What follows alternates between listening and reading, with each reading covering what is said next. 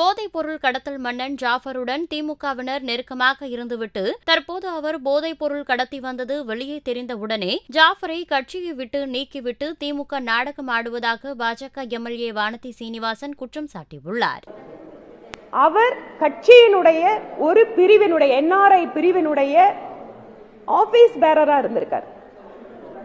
Office பேரரா இருந்தது மட்டும் இல்ல, ஏதோ டிஸ்ட்ரிக்ட்ல ஆபீஸ் பேரர் போடுறாங்க, எப்படிங்க சீஃப் மினிஸ்டர் தெரியும்? அதுவும் இல்ல.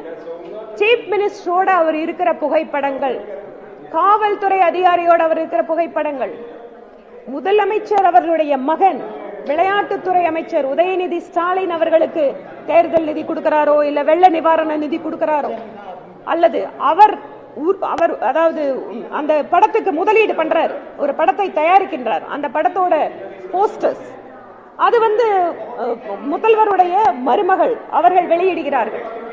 சோ அத அவங்க டைரக்ட் பண்ணாங்களா இல்லையா அப்படிங்கிறது தெரியல. But she is been closely associated with Jaffer Sadiq.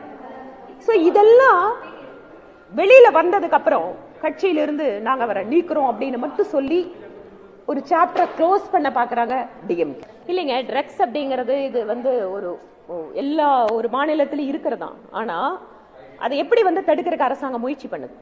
புதுச்சேரிக்கும் சென்னைக்கும் என்ன எவ்வளவு வித்தியாசம்?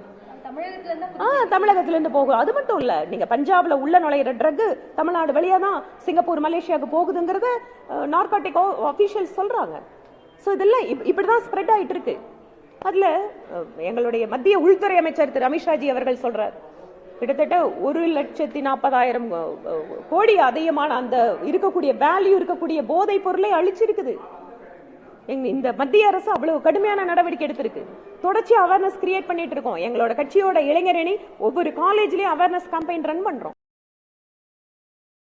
செய்திகளை உள்ளது உள்ளபடி தெரிந்து கொள்ள ரெஃப்ளெக்ட் நியூஸை சப்ஸ்கிரைப் பண்ணுங்க.